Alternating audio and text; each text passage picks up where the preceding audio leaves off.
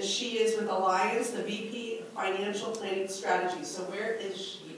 And I'm going to also brag about her.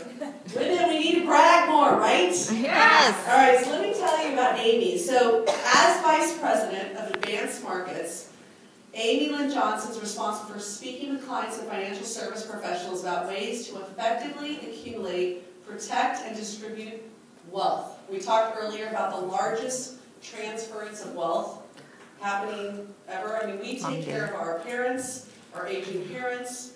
We take care of the household, so it's stepping into that. So Johnson brings more than 15 years of industry experience as a speaker at national and regional events throughout the country.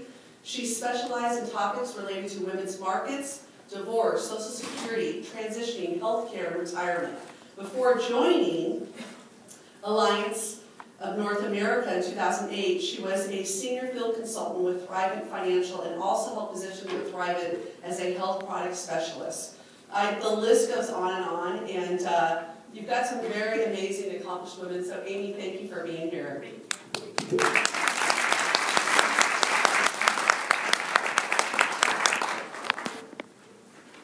I'm here today to tell each and every one of you to take control of your financial future. And I'm going to start someplace you might not expect. Confidence. In the survey that my company, Allianz Life, did, as well as a number of other insurance companies, we found that women just aren't as financially confident as men. There's actually another industry researcher called Lynrod, who did some research as well, and they too found that women just weren't as confident as men. But they actually took their research to the next level. And what they did is they surveyed the level of knowledge amongst their participants, male and female. Do you think that women were more knowledgeable, equally knowledgeable, or less knowledgeable than the men they surveyed? Anything? More. Well, I love that answer, but it's not the right answer. We're equally knowledgeable. Equally knowledgeable, but still less confidence. So that means we need to be more involved, more empowered, and more engaged than our male counterparts to reach that same level of confidence. And I think that's the reason why it's so important that you're participating today, and that in the future you'll encourage others to participate and be engaged. So let's take that idea of confidence perhaps to the next level and discuss financial independence. What does financial independence mean to you? Is it not struggling from paycheck to paycheck? Being able to make decisions without concern for money? Maybe it's not having to worry about running out of money in retirement. Or for a lot of women, it's just feeling maybe a little more secure. Or just freedom of mind financially. It doesn't plague you every day. It's not that dark cloud over your head that worries you. Regardless of what financial independence means to you, I want to continue the conversation about how to achieve the financial independence we all seek. Some, or many of these potential next steps may be something for you to consider. The first, and I think the most important, is to get involved. And I think for many of you, being here today is sometimes that first step to being involved. But also, plan for life events.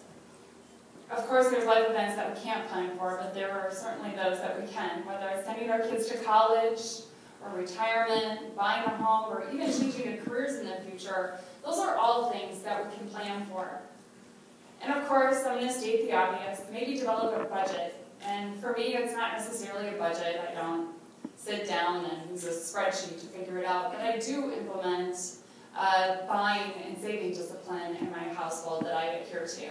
So it doesn't necessarily have to be X for clothes, but some months that just doesn't work. The other thing that I would say is ultimately that leads to saving more. But it is all about creating a financial strategy and thinking more deliberately about the goals that you have in your life. I think the next thing that leads us to financial independence, and I might spend a little bit of time on this, is ask for what you want. I was in a women's study group, leadership group actually, that I participated in with my current employer. And I was in the room with a lot of other women who were really choosing to pursue their careers with vigor. and one of the women in the room had talked about a book that she had read called Women Don't Ask.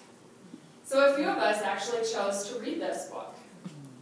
And what we discovered from this book is that women are actually less likely to ask for raises and promotions. We're less likely to negotiate our salaries at the beginning of a job. And frankly, we're just less likely to negotiate in general. As I was reading this book on the airplane, I got a little upset. Why? Well, because I could see the truth in it to some extent. I look back at my own career, and I remember thinking some things that I thought as a young woman and just starting out my career. The first is I feel that I've always been a hard worker, and I always felt like my work